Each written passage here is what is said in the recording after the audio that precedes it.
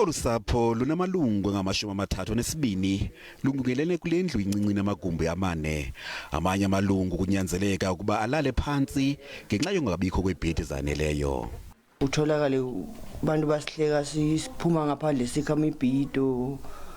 Vele nje isimo sakhona simatima kakhulu nekulala silala madima.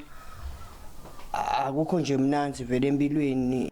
Olusapho luxhomekeke kwimali yabantwana esibonelelo sikarhulumente njengoko emnye umuntu osebenzayo. Ngithola umsebenzi lo mnyaka ophelile ngoAugust. Ngawuthola emakhishini ngentela ukuthi into khona kusita mama ngoba mama akasebenzi and like abantwana sibaningi. Eyona nto ifaka uxinzelelo ngakumbi kolusapho yimeko yomntwana oneminyaka eli-15 nophila nesifo somhlaza ochaphazela ingqondo. Sometimes inhloko yami iyacalela ibe buhlungu, ishise kakhulu ngakhona lutho. Sometimes ngisesikolweni liso lami lacaleka lingaboni kahle.